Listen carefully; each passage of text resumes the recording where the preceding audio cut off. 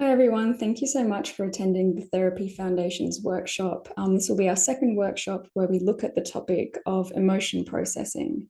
I'll be presenting to you today. So my name's Amy Adams. I'm a late diagnosed ADHD registered counsellor and the founder of Finding Autism Counselling and Therapy. So if you want to learn a little bit more about what I do or potentially work with me as a client, you can visit my website www.findingautism.com.au.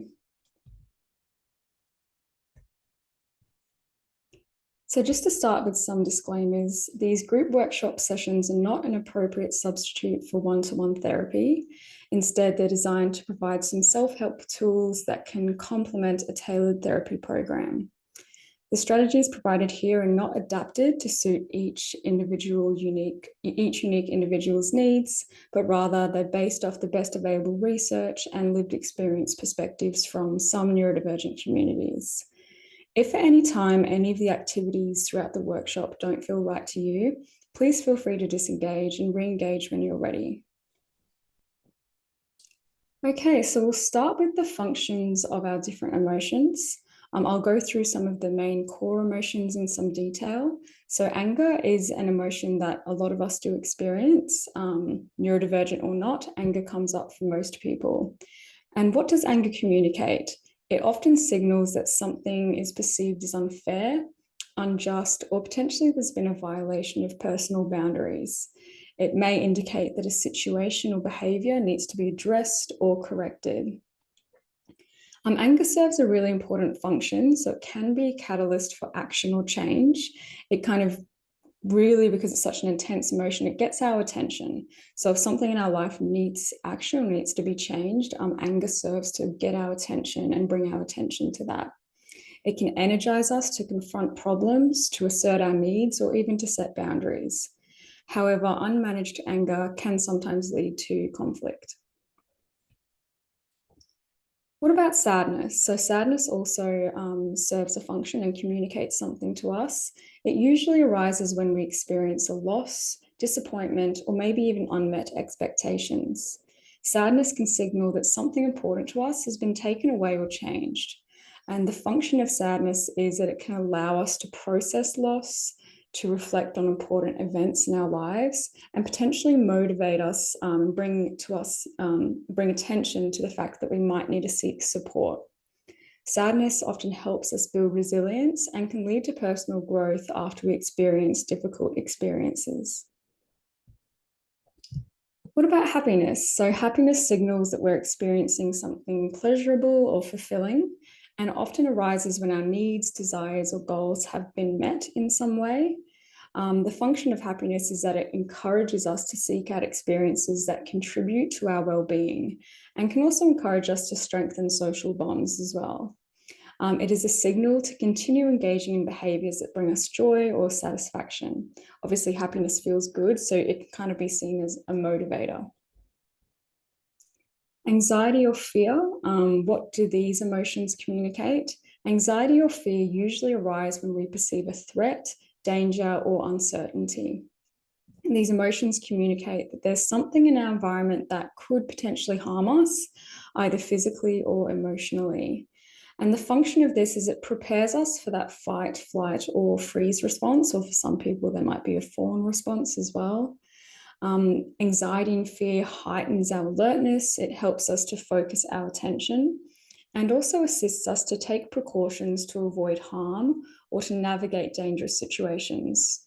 Whilst often uncomfortable to experience anxiety and fear, these emotions do sort of play a protective role, or they're meant to, essentially. What about when we feel calm? So calmness signals safety, balance, and a sense of security. It arises when we feel at ease and when there's no immediate threat or stress in our environment. The function of calmness is that it allows us to think clearly, to make decisions, and to engage with the present moment in a flexible way. It helps us to reflect, recharge, and approach challenges with a clear state of mind. So those were some of the main emotions, and I've got a list here of additional emotions like surprise, disgust, guilt, shame, pride, love, confusion, and relief.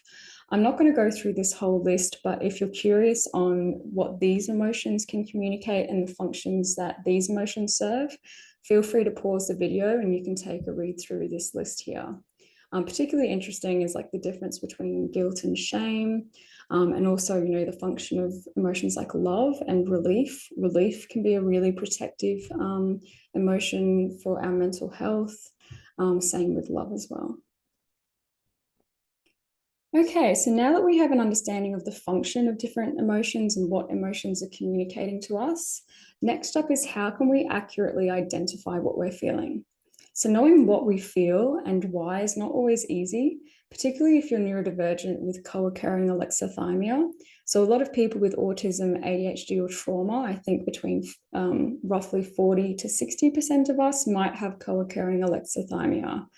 And alexithymia describes a difficulty with identifying emotions, and a difficulty with potentially also describing and sort of expressing those emotions as well. And there's other traits that come into alexithymia, such as maybe confusing emotions with body sensations, so on and so forth. So sometimes, we might need a little bit of assistance to identify what we're feeling and to understand this. It's not always intuitive. And this is where visual aids can be helpful. So here's an example. So sorry about how pixelated that's come up. But this is an example of a feelings wheel. If you Google feelings wheel, there's heaps of different examples on Google Images or different websites. So you can pick one that you like the look of and that you are drawn towards, or you can even look at making your own as well. But what the feelings wheel helps us with is it provides a visual grounding for our emotions, where we can see in front of us different emotion words, which are sorted into different categories. And that can just be helpful just to serve as a prompt to identify our emotions. And you can see that emotions are terribly complex. There are so many emotion words and, across different categories. And often when I go to consult the wheel to identify my emotions, I feel emotions from lots of different categories at once. So for example, anxious, whilst also feeling irritated, maybe a little lonely or bored, but also feeling proud about something else or excited about this other thing in my life, or creative. So, and that's why answering the question, how are you or what are you feeling, is not always simple. Often we're feeling a mix of different complex, overlapping or distinct emotions at once. And I find that going through the wheel in a systematic way, I like to just make my way around clockwise, can be a helpful way to start identifying and verbalizing emotions. A different visual aid that you can use if the wheel is too visually overstimulating, or you just don't like using that, is the arousal valence model of emotions. So it's essentially a matrix of 4 different squares. You've got your unpleasant emotions on the left and your pleasant emotions on the right. And then you've also got your high arousal emotions on the top and your low arousal emotions on the bottom here. And so how I might use this wheel is, usually I start with, is what I'm feeling pleasant or unpleasant? So let's say I feel pleasant. And then I want to sort it into high or low arousal. So that's talking about the amount of energy that that emotion has. So if I feel really kind of jittery or sort of like this nervous energy, then it might be like a high arousal emotion. If I feel slumpy and kind of like, it might be a low arousal emotion. So let's say, okay, I'm feeling this sort of jittery, high energy, high arousal, pleasant. And then you can see there are examples of different emotion words. So is it excited? Is it curious? Is it happy? So on and so forth. So that's an example how you might use this model. I find that you can use them both, this and the feelings wheel, together. So starting with this can be a good launching point if you just really have no idea where your emotions are at. This can help to simplify and streamline the process and narrow it down. And then you can go back to the wheel. So if I said high arousal pleasant, I might be looking in the joyful category or the powerful category to get some more descriptive emotion words. And there is a lot of research to suggest that the ability to identify your emotions and to just label emotions, ideally as specifically as possible, can be extremely regulating. And that's independent of any other emotion regulation strategies. So that's why it's really important to find a way to identify emotions that works well for you. Some additional strategies to go beyond these visual aids are maybe listening to music to help identify what you feel. Talking it out. If you're someone who verbally processes things, I know a lot of my ADHD clients, not all, but some of them are verbal processors. So actually going to therapy and talking out different situations can help them to come to conclusions about their emotions and their feelings. Or if you have a safe person that you can bounce ideas off or talk to about your emotions, that's also a really good thing. Mind body practices can be helpful, particularly if you have alexithymia, to get that understanding of what's a body physiological signal and what's more of a cognitive emotional signal. So yoga can help us to get back in touch with the signals coming from our body. Breath work, meditation, any sort of interoception strategies can be really helpful. And again, these are all things that you can work through in therapy with like an occupational therapist. They tend to do a lot of interoception based things, or even a counselor like myself. And journaling can also be helpful if you like to write and if you find that you uncover things through journaling that you might not uncover otherwise, that can be helpful as well. So now that we know the function of emotions and we know some different strategies for helping us to identify what we feel, the next step is expressing emotions. So identifying emotions is about knowing what we feel and why, whereas expressing our emotions is how we might externalize what we're feeling. Some examples include through playing music, expressive art, dancing, verbalizing our emotions, crying, smiling, writing, stimming, and more. So there's no right or wrong way to express emotions, presuming we're not harming anyone in that process. It's just about finding what works for you. Externalizing our emotions can be a really useful therapy tool for regulation. So externalization strategies can serve as that cathartic release to reduce the intensity of an emotion or to bring us closer to those around us through sharing emotional experiences. And there's other functions as well that externalizing emotions can help with. So a short self-reflection activity, feel free to pause and grab a journal, or you can just write on your laptop, or even just reflect without writing down. What are some ways that you prefer to externalize your emotions? So for example, if I was answering this, I'd say, when I feel intense emotions, I like to move my body in some way to dissipate the nervous energy. I also like to express how I feel through journaling and singing. So feel free to pause the video here and take as long as you'd like to reflect on your preferred ways to externalize emotions. Okay, so we'll finish up with some general grounding techniques. So these are some things that you can use when your emotions get to the point where they're super intense or distressing to you. So some of these are, well, all of these are neurodivergent specific. Some may resonate with you and some may not, because all of us are different.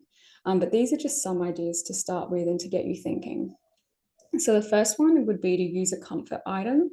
So have a comfort object nearby. It might be a stress ball, a stim tool, maybe like an object that you feel connected to in some way, like a safe item, something you've had forever, whatever it is for you. As long as it elicits that feeling of comfort. And that can be something that can help to refocus your attention to the present moment and to that item in particular. And I guess less attention, the theory is less attention is then given to the emotion that's distressing you. So you can help to split your attention across the emotion, but also the comfort item and like that present moment grounding. Having a soothing ritual, so some sort of structure and routine can be really grounding for some of us.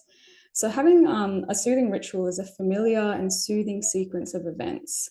So maybe an example might be like brewing a cup of tea is, for a lot of people, a ritual where you boil the kettle, you get the tea leaves, you might give them a sniff, you put them in a nice teapot, you pour the tea and then you drink the tea mindfully. So that's a sequence of events that can be seen as a ritual.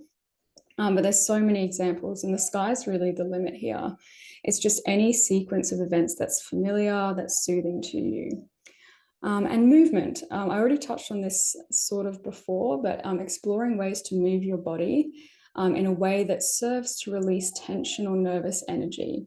So it might be swinging, rocking, stim dancing, using sensory tools in your hands, walking, exercise, stretching, or really any movement that you like and that you gravitate towards. And the reason this can be helpful is sometimes when we feel distressed or really intense emotions, there really is that mind-body connection, and we can feel really tense in our bodies and feel like this nervous physical energy that just compounds the intensity of that emotion. So if we can release the physical energy through these somatic sort of movement-based practices, that can just help to address that and help to reduce the intensity and the level of distress associated with emotions. So at least fine for some people, movement is a really key part of their regulation. Great. Well, thank you so much for attending the Therapy Foundation's workshop this week on emotion processing. So we went through the functions of different emotions, what they communicate to us. We also went through some different ways that we can ground ourselves, so like emotional grounding techniques, that kind of thing, and some other strategies as well. So I hope that this workshop was helpful for you, and I am sorry a little bit about my voice. I'm still recovering from illness. So hopefully I'm fully better soon. But thank you everyone for watching this recording, and I hope to bring you some more Therapy Foundation workshops soon.